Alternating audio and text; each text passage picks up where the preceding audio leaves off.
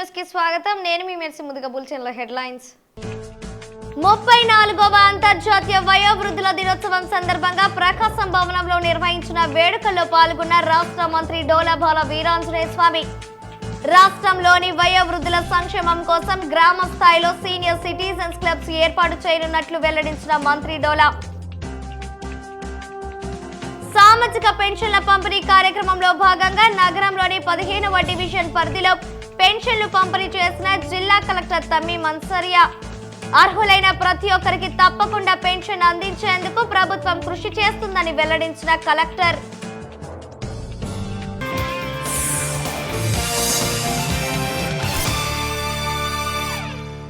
ఇక వివరాలకు వెళితే, రాష్ట్రంలోని వయోవృద్ధుల సంక్షేమం కోసం గ్రామ స్థాయిలో సీనియర్ సిటిజన్స్ క్లబ్స్ ఏర్పాటు చేయనున్నట్లు రాష్ట్ర సాంఘిక సంక్షేమ వయోవృద్ధుల శాఖ మంత్రి డోలాబాల వీరాంజనేయ స్వామి వెల్లడించారు.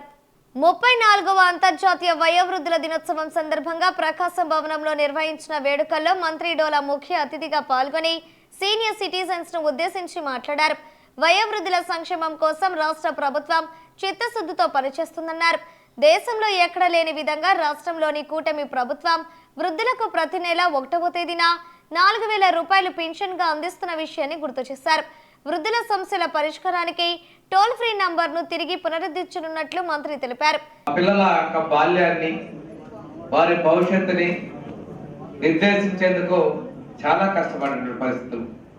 ఎందుకంటే తన జీవితాన్ని త్యాగం చేసుకుంటూ పిల్లల భవిష్యత్తుకి చక్కని బాటలు వేసినటువంటి వాళ్ళు జీవితంలో, సంపాదనలోనూ, కుటుంబం, అదేవిధంగా వారి వృత్తి నిర్వహణలోనూ చాలా సేవలు అందించి అలసిన స్థితిలో ఉన్నటువంటి పరిస్థితులు. మొన్న గౌరవ ముఖ్యమంత్రి గారు విజయవాడ వరదల్లో ఒక సంఘటన గురించి చాలా సందర్భాల్లో మీడియాలో చెప్పారు. ఒక వ్యక్తి తన భార్యను వదిలిపెట్టి బిడ్డను తీసుకొని బయటకు వచ్చి ఏడ్చాడు. భార్య కన్నా ఈ బిడ్డను బతికించుకుందాన్ని తీసుకొచ్చాడు, నా భార్యను కాపాడమని చెప్పేసి ఆయన చెప్తూ ఉంటే నాకు బాధేసింది. అంటే తన జీవిత భాగస్వామిని కూడా వదిలిపెట్టి బిడ్డ కోసం వచ్చారంటే తల్లిదండ్రులు, ఇంట్లో ఉన్నటువంటి తాతయ్యల, అమ్మమ్మ గారి పెద్దవాళ్ళు ఆ వంశాంకురాల కోసం, పిల్లల కోసం ఎంత త్యాగానికి సిద్ధమవుతుందో చక్కటి ఉదాహరణ ఈ సంఘటనలో ఈ మధ్య జరిగిందనేది. అంటే చాలా జరిగిన సంఘటనలు ఉన్నాయి. ఇది ఈ మధ్యనే జరిగిన సంఘటన మీకు ఒకటి గుర్తు చేశాను. సంతను తెలిపాడు. శాసనసభ్యులు బిఎన్ విజయ్ కుమార్ మాట్లాడుతూ వృద్ధుల ఆర్థిక సుస్థిరత, ఆరోగ్య భద్రతకు రాష్ట్ర ప్రభుత్వం భరోసా ఇస్తుందన్నారు. ప్రభుత్వ విధానాల రూపకల్పనలో సీనియర్ సిటిజన్స్ కు సముచిత ప్రాధాన్యం ప్రభుత్వం ఇస్తున్న విషయాన్ని గుర్తు చేశారు. సిటిజన్స్ ని గౌరవించి వాళ్ళ విషయాలు తెలుసుకోవాలా, ఏదో వాళ్ళు చెప్పి ఇన్ని విందామని వచ్చాను. ఒకటి as a matter of compassion and I wanted to be with them. రెండవది ఏంటిదంటే అందరం ఎప్పుడో సీనియర్ సిటిజన్స్ అవుతాం కదా, సో ముందల్ని కొద్దిగా తెలుసుకుంటే మంచిదని ముందు కూడా వచ్చాను. సో దట్ పుట్టిందంతా నిజమో సీనియర్ సిటిజన్స్ అవడం అదంతా నిజం. సో ఇది ఫ్యాక్ట్ కాబట్టి కొద్దిగా తెలుసుకుంటే మంచిది. You can be well prepared for the future అన్నమాట. దాని తర్వాత that was on a lighter note.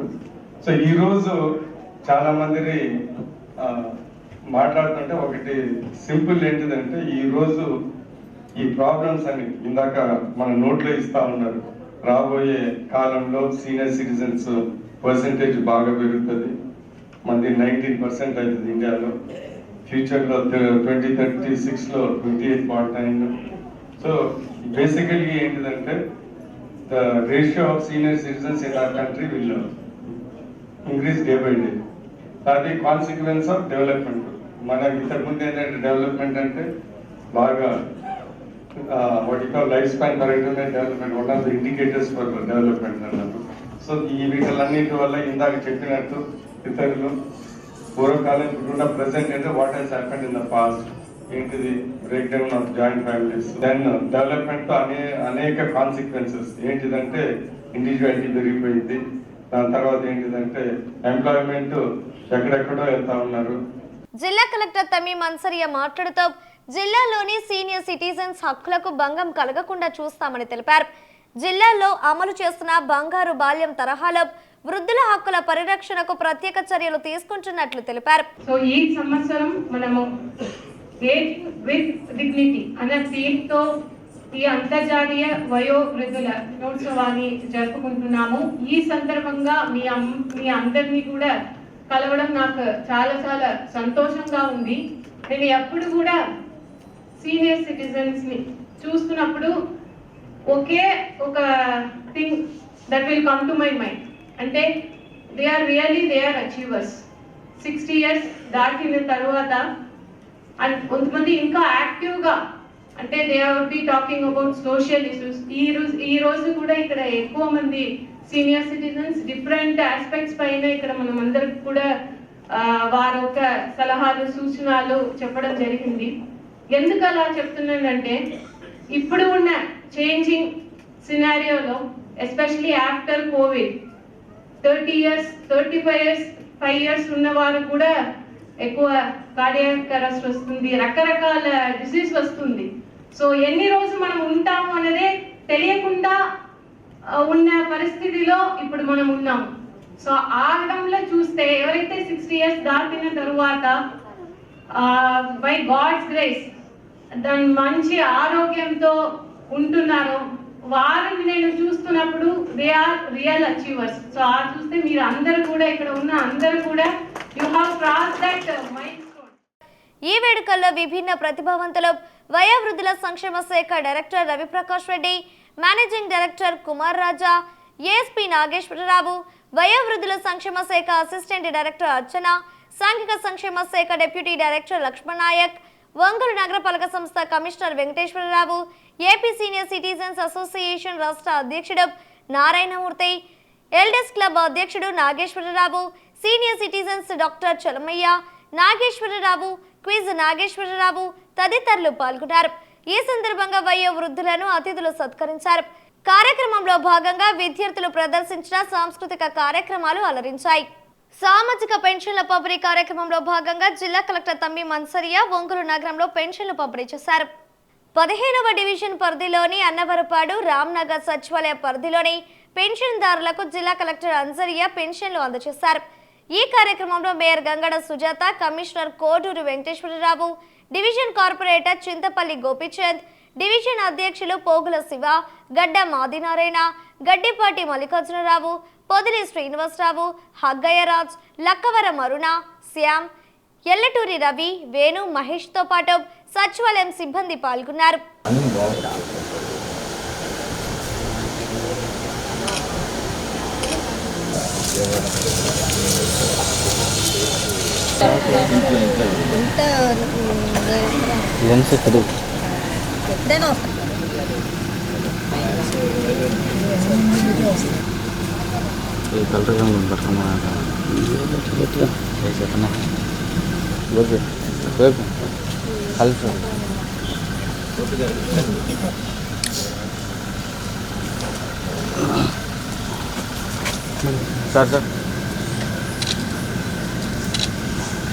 మన ప్రకాశం డిస్ట్రిక్ట్లో 2,88,144 పెన్షనర్స్కు ఈరోజు దాదాపు 122 crores పెన్షన్ డిస్ట్రిబ్యూషన్స్ జరుగుతున్నది. మార్నింగ్ 5 o'clock నుంచే అందరు officers, district level officers, mandal level special officers, village level officers, సచివాలయం సిబ్బంది అందరూ కూడా ఫీల్డ్లో ఉన్నారు. అందరూ కూడా ఇంటింటికి వెళ్ళి పెన్షన్ డిస్ట్రిబ్యూషన్ అనేది చేయడం జరుగుతున్నది. ఈరోజే 99% పెన్షన్ డిస్ట్రిబ్యూట్ చేయడానికి ప్లాన్ చేసుకుని చేస్తున్నాము. ఇప్పటిదాకా అరౌండ్ 50% అయితే డిస్ట్రిబ్యూషన్స్ ఆల్రెడీ కంప్లీట్ అయింది. సో అందరికీ కూడా పెన్షనర్స్ వారి ఇంటిలో ఉంది ఈరోజే తీసుకోమని ఈ సందర్భంగా అందరికీ కూడా కోరుతున్నాను. అక్టోబర్ 1 తారీఖునే ఉదయాన్నే తెల్లవారంగానే మరి పెన్షన్దారులందరూ కూడా ఎప్పుడెప్పుడు అని ఎదురు చూసే రోజు కాబట్టి మార్నింగ్ 5 గంటల నుంచే పెన్షన్స్ ఇవ్వడం స్టార్ట్ చేశారు.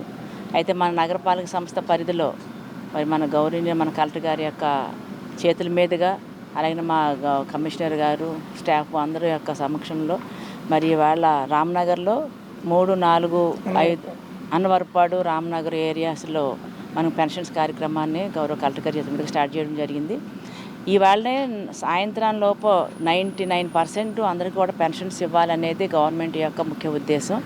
ఎందుకంటే అందరూ కూడా మెయిన్గా విడోస్ కానివ్వండి, వృద్ధులు కానివ్వండి, అలాగే వికలాంగులు కానివ్వండి, అలాగే ఒంటరి మహిళలు కానివ్వండి, వీళ్ళందరూ కూడా పెన్షన్స్ మీద ఆధారపడి బ్రతుకుతున్నారు. ఈ గవర్నమెంట్ వచ్చిన తర్వాత పెన్షన్ కూడా పెంచడం జరిగింది. అంటే 3,000 నుంచి 4,000 రూపాయలకి పెన్షన్ పెరిగింది. అలాగే మరి దివ్యాంగులకి అయితే మరి 10,000 రూపాయలు పెన్షన్ ఇవ్వడం జరుగుతుంది. మొత్తం ఈరోజు దాదాపుగా 20,645 మరి పెన్షన్స్ ఉన్నాయి. మరి దాదాపు 8,88,00,000 రూపాయల పెన్షన్ అమౌంట్ అంతా కూడా 8:30కే దాదాపు 60.41% మేము పూర్తి చేయడం జరిగింది. మరి ఇక్కడ ఈ కార్యక్రమంలో దాదాపు మా సచివాలయ సిబ్బంది 465 మంది మరి ఈ సచివాలయ సిబ్బంది పెన్షన్ డిస్ట్రిబ్యూషన్లో 5 గంటలకే వాళ్ళు ప్రారంభించడం జరిగింది. ఈరోజు సాయంకాలానికంతా 99% ఈ పెన్షన్ డిస్ట్రిబ్యూషన్ కార్యక్రమం కూడా పూర్తవుతుంది. గౌరవ కార్పొరేటర్ ఈరోజు మా గోపి గారి ఆధ్వర్యంలో ఈ 15వ డివిజన్లో జిల్లా కలెక్టర్ గారు, మేయర్ గారు మేమంతా కూడా పాల్గొనడం జరిగింది. అందువల్ల ఇక్కడ కూడా కొన్ని సమస్యలు తీసుకురావడం జరిగింది. ఇక్కడ ఉన్న గోపి గారు కూడా మరి వీటికి సంబంధించిన డ్రైనేజ్ కావచ్చు, ఇతర అంశాలు కూడా మా దృష్టికి తీసుకురావడం జరిగింది. కొన్ని టెండర్ అయి ఉన్నాయి. త్వరలో కూడా ఇక్కడ ఉన్నటువంటి స్థానిక సమస్యలను కూడా పరిష్కరిస్తామని మీడియా ద్వారా తెలియజేస్తాం. స్వచ్ఛతా హీ సేవ కార్యక్రమంలో భాగంగా ఒంగోలు నగరం నందు జలాభిషేక కార్యక్రమాన్ని నిర్వహించారు. బాపూజీ మార్కెట్ కాంప్లెక్స్ వద్ద గల మహాత్మా గాంధీ విగ్రహం, హెచ్సిఎం కళాశాల వద్ద గల అంబేద్కర్ విగ్రహాలకు నగరపాలక సంస్థ మేయర్ గంగడ సుజాత, కమిషనర్ వెంకటేశ్వరరావు జలాభిషేకం నిర్వహించారు. ఈ సందర్భంగా మేయర్ మాట్లాడుతూ స్వచ్ఛతా హీ సేవ కార్యక్రమంలో భాగంగా నగరంలోని విగ్రహాలను జలాభిషేకం పేరుతో శుద్ధి చేయడం జరుగుతుందని అన్నారు. ప్రతి నెల 1వ తేదీన ఈ కార్యక్రమాన్ని నిర్వహించడం జరుగుతుందని తెలిపారు. ఈ కార్యక్రమంలో మున్సిపల్ సిబ్బంది పాల్గొన్నారు.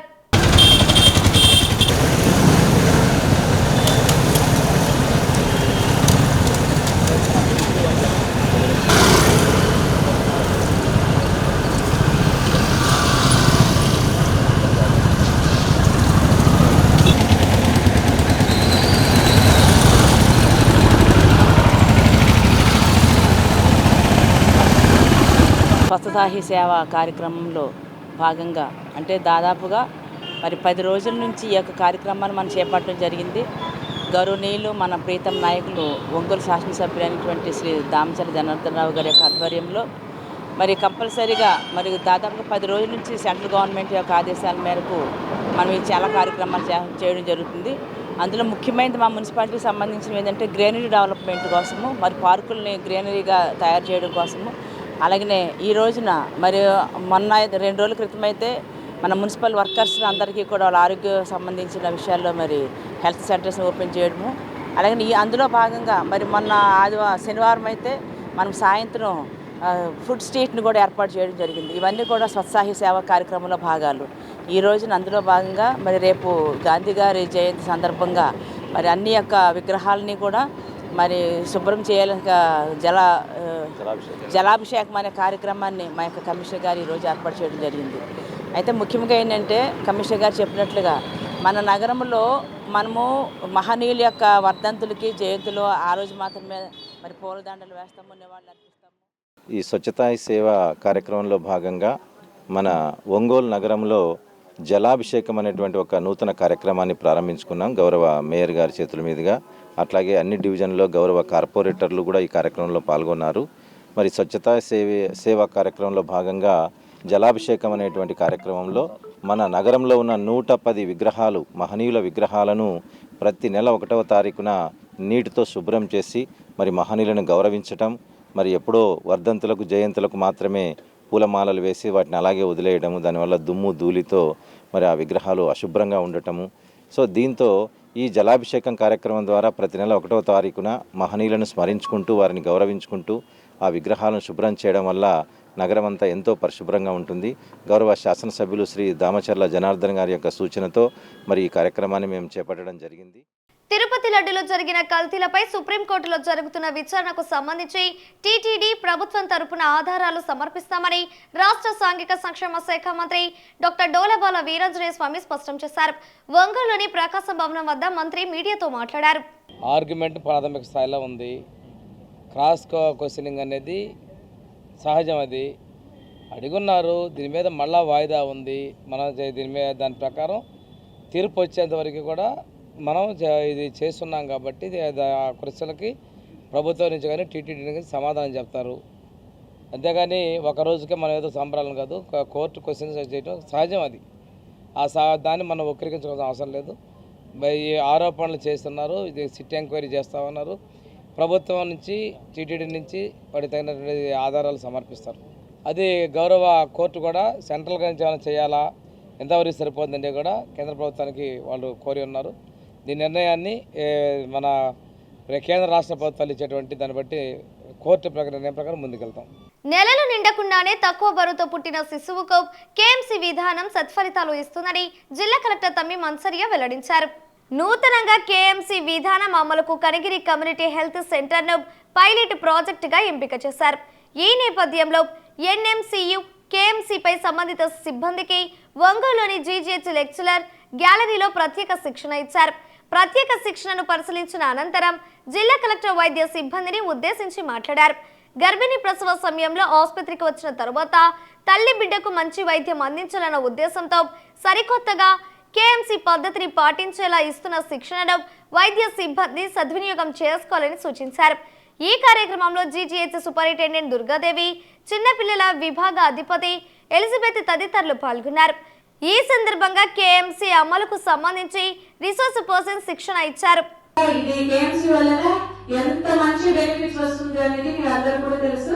అన్ని చోట్ల కూడా చెప్తారు, బట్ అది ఎంత ఎఫెక్టివ్ గా ఇంప్లిమెంట్ చేయడం అనేది కొద్దిగా క్వశ్చనబుల్. బికాస్ అందరూ కూడా అది చేయరు. బట్ కేఎంసీ చేయడం వలన తక్కువ వెయిట్ ఉన్న పిల్లలు అయితే త్వరలోనే వారు వెయిట్ గెయిన్ అనేది వారికి వస్తుంది. వారు మెంటల్ గ్రోత్, బ్రెయిన్ డెవలప్మెంట్ కూడా త్వరలో జరుగుతుంది. ఎంతో బెనిఫిట్స్, కొన్ని రిసర్చ్ వలన మనకు తెలిసిన బెనిఫిట్స్ కొన్ని ఉంటే మనకు తెలియకుండా ఎంతో బెనిఫిట్స్ పిల్లలకు ఉంటుంది, చిన్న పిల్లలు.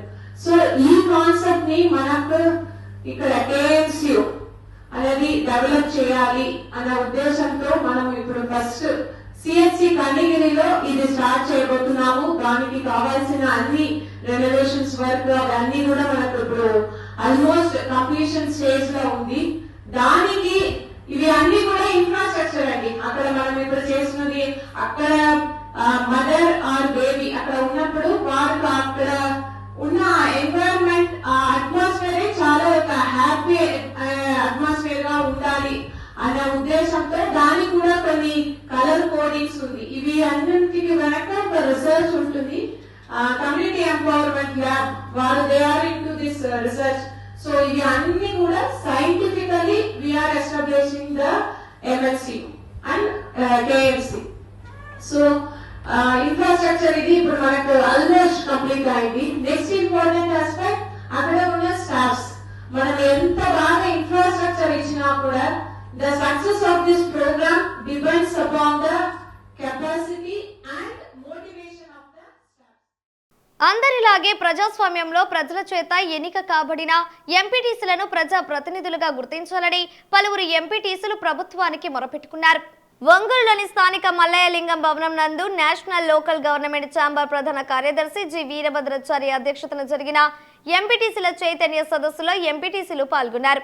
ఈ సందర్భంగా వీరభద్రాచారి మాట్లాడుతూ ఎంపీటీసీల హక్కులు, బాధ్యతలు, విధులు, నిధులు, అధికారులపై ఎంపీటీసీలు అందరూ సంఘటితమైన ప్రభుత్వం దృష్టికి తీసుకురావాలని అన్నారు. ఎంపీటీసీలు ప్రజా ప్రతినిధులుగా ఎన్నికై 3 సంవత్సరాలు గడుస్తున్న గ్రామంలో ఒక్క ప్రజా ప్రయోజన కార్యక్రమాలు చేపట్టకపోవడం దురదృష్టకరమని ఆవేదన వ్యక్తం చేశారు. రానున్న 2 ఏళ్ల కాలంలో ఎంపీటీసీలకు తగిన ప్రాధాన్యత కల్పించాలని కోరారు. ఈ సందర్భంగా జరిగిన ఎంపీటీసీ సంఘ అధ్యక్ష ఎన్నికల్లో పామూరు ఎంపీటీసీ డాక్టర్ ఆకుపాటి వెంకటేశ్వర్లు ఏకగ్రీవంగా ఎన్నికయ్యారు. ప్రధాన కార్యదర్శిగా Kothapatnam MPTC Venkatrao, working president గా అర్ధవీడు మండలం యాచవరం ఎంపీటీసీ నన్నెబోయిన రవికుమార్, ఉపాధ్యక్షులుగా లింగంగుంట ఎంపీటీసీ కృష్ణ కిషోర్ తో పాటు పలువురును కార్యవర్గ సభ్యులుగా ఎన్నుకున్నారు. అనంతరం నూతన అధ్యక్షుడిగా ఎన్నికైన వెంకటేశ్వర్లు మాట్లాడుతూ నాపై విశ్వాసంతో ఇచ్చిన బాధ్యతలో సాయశక్తుల పనిచేసి ఎంపీటీసీ ప్రజా ప్రయోజనాలను కాపాడుతానని అన్నారు. జిల్లాలలో మండల సంఘాలు ఏర్పాటు చేసుకుని జిల్లా స్థాయిలో సమావేశాలు నిర్వహిస్తామని తెలిపారు. ఈ కార్యక్రమంలో జిల్లా నలుమూలల నుండి ఎంపీటీసీలు పాల్గొన్నారు. మేము ప్రభుత్వాన్ని ఎంపీటీసీల ఉనికి అధికారాలు వాటి యొక్క పరిమితులను పెంచాలని చెప్పి మేము కోరుతూ, ఏదైతే ఈ మండల పరిషత్తులో నిధులు ఉన్నాయో నోరున్నోళ్ళు మాత్రమే ఆ నిధుల్ని పొందుతూ ఉన్నారు. ఆ ఎంపీటీసీలు వారి అధికారాల ద్వారా ఆ యొక్క ప్రభుత్వ అండతో ఆ యొక్క గ్రామాలకు మాత్రమే ఆ నిధుల్ని పంచుకుంటూ ఉన్నారు. కానీ ఈరోజు మేము డిమాండ్ ఏంటంటే ప్రతి పంచాయతీలో ఉన్నటువంటి ఎంపీటీసీలకి ఆ మండల పరిషత్ నిధులు పంచాలని, వాటాపరంగా ఇవ్వాలని చెప్పి మా ఉద్దేశం. అలాగే గౌరవ వేతనాన్ని ముఖ్యమంత్రి గారు గత ప్రతిపక్షంగా ఉన్నప్పుడు ఇచ్చినటువంటి హామీ 10,000 రూపాయలు వెంటనే ఆ యొక్క సంవత్సరం నుంచి ఇవ్వాలని చెప్పి మేము కోరుతూ ఉన్నాం. అలాగే ప్రోటోకాల్ విషయంలో నిర్లక్ష్యానికి గురవుతున్న ఎంపీటీసీలకి ప్రోటోకాల్ జీవో ప్రకారం అనేక రకంగా ఇవ్వాల్సినటువంటి గౌరవాన్ని శిలాఫలకాలపై పేరుని ముద్రించాలని చెప్పి మేము కోరుతూ ఉన్నాం. దానికంటే కూడా ఈరోజు మండల పరిషత్తులో వీళ్ళు మీటింగ్ కానీ ఇతర ప్రజా ప్రయోజనాల కోసం వెళ్ళినప్పుడు ఈ యొక్క మహిళా ఎంపీటీసీలు సగానికి పైగా ఉన్నారు. వారంతా వెళ్ళినప్పుడు వారికి కనీసం విశ్రాంతి గది లేదు. వారి కనీసం తాత్కాలికమైనటువంటి ఏదైనా కార్యక్రమాలు నిర్వహించుకోవడానికి, కాలకృత్యాలు నిర్వహించుకోవడానికి కూడా వారికి ఎలాంటి వసతి లేదు, ఎలాంటి నీడ లేదు. కాబట్టి తక్షణమే మండల పరిషత్తులో వారికి ఒక విశ్రాంతి గది ఎంపీటీసీలందరికీ నిర్వహించాలి. స్టాండింగ్ కమిటీస్ ఏర్పాటు చేసి ఆ ఎంపీటీసీలని చైర్మన్లుగా చేసి ఎంపీటీసీ పరిధిలో కొంతమందిని కేటాయించి వాళ్ళకి గ్రూపులుగా ఏర్పాటు చేసి స్టాండింగ్ కమిటీస్ ఏర్పాటు చేయటం ద్వారా పాలనా వ్యవహారాల్లో బాధ్యత ఇవ్వాల్సినటువంటి అవసరం ఉన్నది. అలాగే రాష్ట్ర ప్రభుత్వం 30% నిధులు కేటాయించడం ద్వారా విస్తృతమైనటువంటి నిధులు రావటం ద్వారా అందరికీ పంపిణీ చేసి నిర్వహించుకోవడానికి వీలవుతుంది. కాబట్టి 30% నిధులు రాష్ట్ర ఆర్థిక సంఘం ద్వారా నిధులు విడుదల చేయాల్సినటువంటి అవసరం ఉన్నది. కేంద్రం కూడా ఇస్తున్నటువంటి నిధుల్ని అన్ని విభాగాలకి డిస్ట్రిబ్యూట్ చేయాల్సినటువంటి అవసరం ఉన్నది.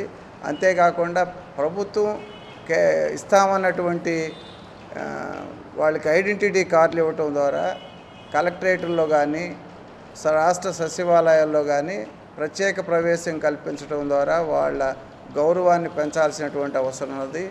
దాంతోపాటు వేతనం కూడా పెంచి వాళ్ళ గౌరవాలు దక్కేటట్లుగా అట్నే గ్రామంలో మండలంలో గదులను కేటాయించడం ద్వారా వాళ్ళు వెళ్ళినప్పుడు కూర్చోవడానికి ఉపయోగకరంగా ఏర్పాటు చేయాల్సినటువంటి అవసరం ఉన్నదనేటువంటిది. కనీసం వాలంటీర్లకు ఇచ్చే గౌరవ వేతనం వాళ్ళకి 5,000 ఇస్తుంటే మాకు 3,000 కూడా ఇవ్వకుండా చాలా ఇబ్బంది పెట్టి ఈనాటికి కూడా మాకున్న గౌరవ వేతనం కూడా ఇవ్వకుండా చాలా ఇబ్బందులు పెట్టేశారు. మేము కనీసం గౌరవ వేతనం ఇస్తే వాలంటీర్ల కన్నా ఎక్కువ ఇవ్వాలని మేము గతంలో కోరి ఉన్నాము. అదేవిధంగా మన ఎలక్షన్లో ఇప్పుడున్న ముఖ్యమంత్రి గారు చంద్రబాబు నాయుడు గారు ఎంపీటీసీలకి సర్పంచులకి మేము గౌరవ వేతనం 10,000 ఇస్తామని చెప్పి ఉన్నారు. ఆ చెప్పిన మాట ప్రకారం వాళ్ళు ఆ మాట నిలుపుకొని మాకు ఇచ్చే గౌరవ వేతనం 10,000 ఇవ్వాలని, 10,000 ఇస్తే మాకు సహజంగా మేమన్నా ప్రజా సమస్యల మీద పనిచేయాలంటే ఆ గౌరవ వేతనం ఎంతో కొంత మాకు ఉపయోగపడుద్దని మేము ఏ ఆఫీస్కి వెళ్ళినా కనీసం మాకు గౌరవం లేకుండా అక్కడ ఉండే పరిస్థితి ఉంది. కావున మాకు ఈ జిల్లా ఈ సమావేశంలో మేము మా సమస్యల్ని మాకున్న హక్కుల గురించి మేము ఈ ప్రభుత్వానికి మేము తెలియపరుస్తున్నాము. మాకు ఏ ఆఫీస్కి వెళ్ళినా మాకు గౌరవం ఇవ్వాలి. అక్కడ కనీసం మాకు గౌరవం ఇచ్చి ఏ అధికారైనా కూర్చోమన్న పరిస్థితి మాకు కల్పించాలని ఈ ప్రభుత్వాన్ని కోరుతున్నాము. కనీసం గ్రామ సచివాలయం కూడా గ్రామ సర్పంచ్ పక్కనే మాకు కూడా సీటు కేటాయించి మాకు కూడా ఒక రూమ్ కేటాయించాలని, మాకు రాబోయే రోజుల్లో మాకు ఎలాంటి ఏ హక్కులు ఉన్నాయో ఆ హక్కుల్ని ఈ ప్రభుత్వం కల్పించాలని, రాజ్యాంగంలో కల్పించిన హక్కులు మొత్తాన్ని మాకు ఇవ్వాలని ఈ ప్రభుత్వాన్ని కోరుతూ తీర్మానాలు ప్రవేశపెట్టినప్పుడు ఆమోదం తెలిపేందుకు మేము ఉపయోగపడుతున్నాం తప్ప మరి ఏ ఇతర కార్యక్రమాలకి మాకు ఎలాంటి అవకాశం లేదు. మేము కోరుకునేది ఏంటంటే గత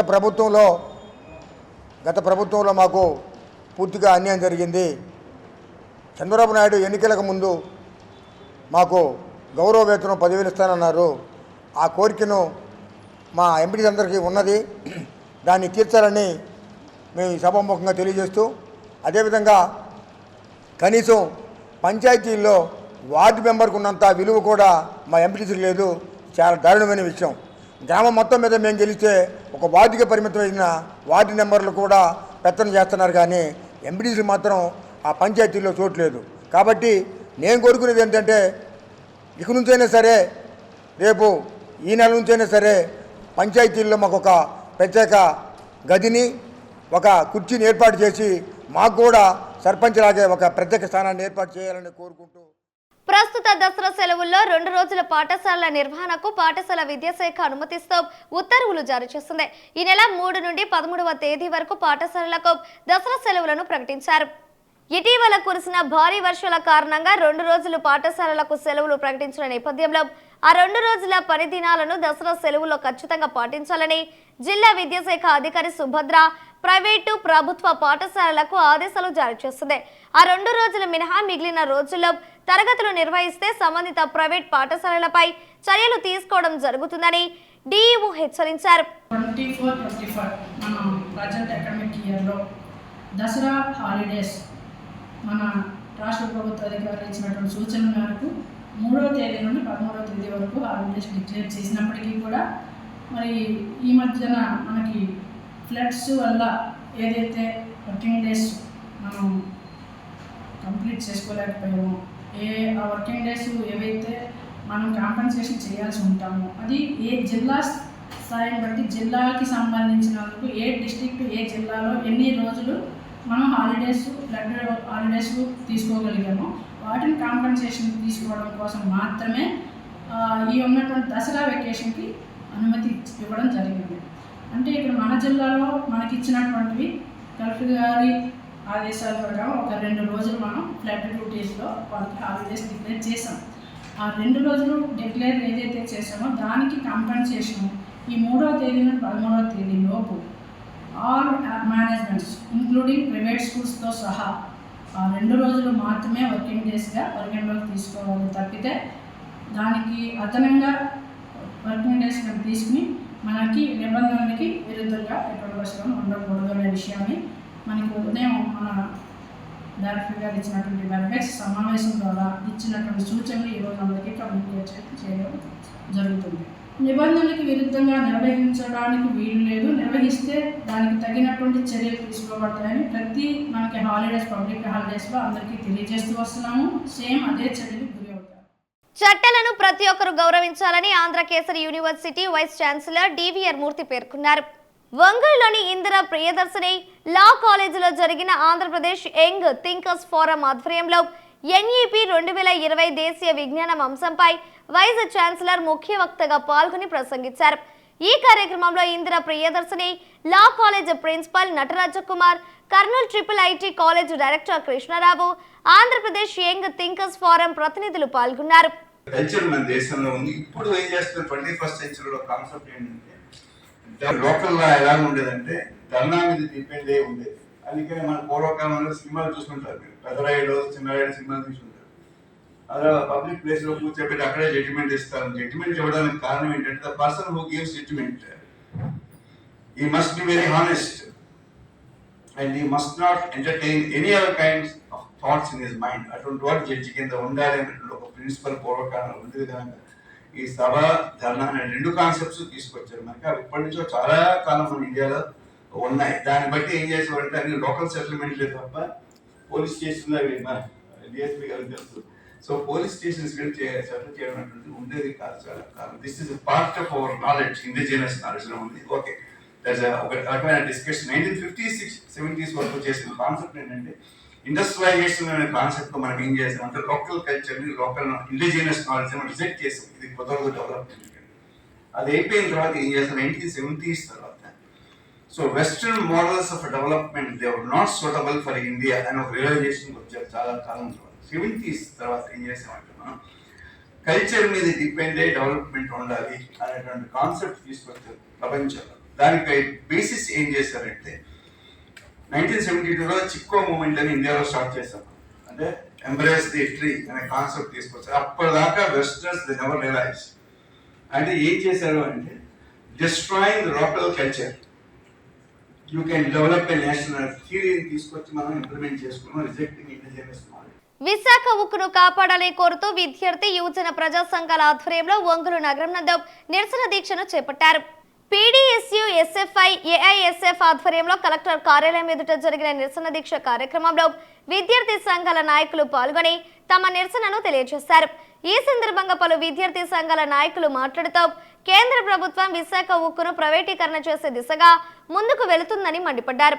ఆంధ్రుల హక్కుగా భావించే విశాఖ ఉక్కును ప్రైవేటీకరణ చేయడాన్ని కేంద్ర రాష్ట్ర ప్రభుత్వాలు ఉపసంహరించుకోవాలని డిమాండ్ చేశారు.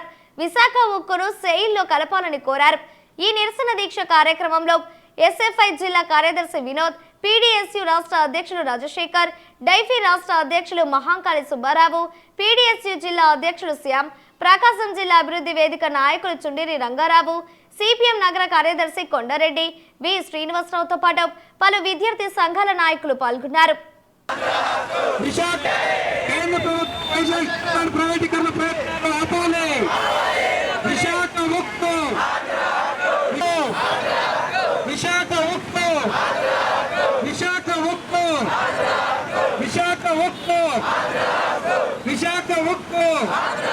విశాఖ స్టీల్ ప్లాంట్ని ప్రైవేటీకరణ వ్యతిరేకిస్తూ గత 1400 రోజులుగా కార్మికులు, విద్యార్థి, యువజన సంఘాలు, ప్రజా సంఘాలు అందరూ కూడా వివిధ రూపాల ఆందోళన చేసినప్పుడు కూడా కేంద్రంలోని నరేంద్ర మోడీ ప్రభుత్వం విశాఖ స్టీల్ ప్లాంట్ని ప్రైవేటీకరణ చెప్పి ఆ వైపున ప్రయాణం చేస్తున్నదాన్ని మేము విద్యార్థి యువ సంఘాలుగా ఖండిస్తూ ఉన్నాం.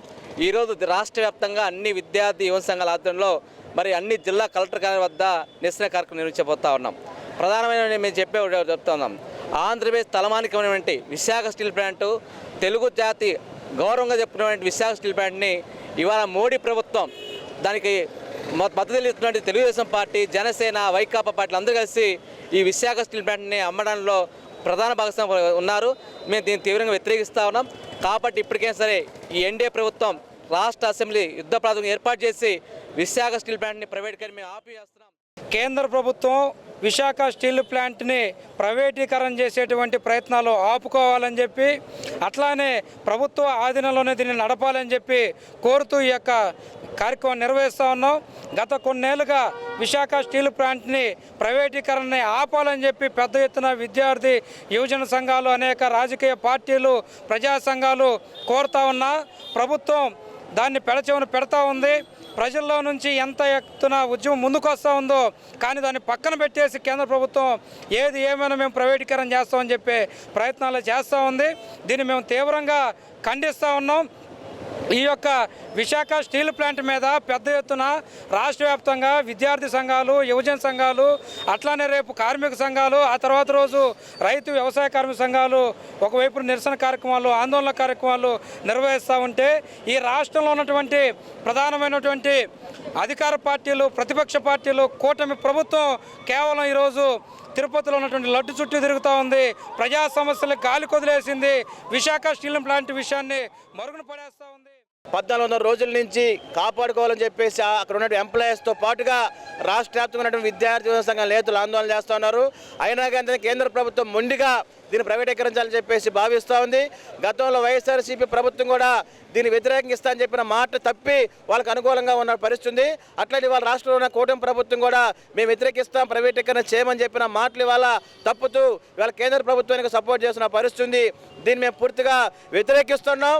ఇవాళ రాష్ట్ర వ్యాప్తంగా ఉన్న అత్యంత ప్రాధాన్యత ప్రాజెక్టులో ప్రధాన విశాఖ ఉక్కు ఫ్యాక్టరీ కనుక దీన్ని ప్రైవేటీకరిస్తే మేము రాష్ట్ర స్థాయిలో ఉద్యమిస్తామని తెలియజేస్తున్నాం. అట్లనే దాదాపు 33 మంది ఆత్మ బలిదానాలతో ఏర్పడిన విశాఖ ఉక్కు ఫ్యాక్టరీని మీరు ప్రైవేటీకరిస్తామంటే ఊరుకునే ప్రసక్తి లేదు. కాబట్టి రాష్ట్ర ప్రభుత్వం, రాష్ట్ర ముఖ్యమంత్రి ప్రత్యేకంగా చొరవ తీసుకొని రాష్ట్ర అసెంబ్లీలో దీన్ని ప్రవేశపెట్టి దీన్ని వ్యతిరేకిస్తూ తీర్మానం చేసి కేంద్ర ప్రభుత్వం పంపించాలని, లేదంటే రాబోయే రోజుల్లో ఈ కూటమి ప్రభుత్వం వ్యతిరేకంగా పెద్ద ఎత్తున ఆందోళన చేస్తామని హెచ్చరిస్తా ఉన్నాం. ఇవే బులెటిన్లోని విశేషాలు. తిరిగి మరో బులెటిన్లో కలుద్దాం. అప్పటి వరకు keep watching the news Ongole.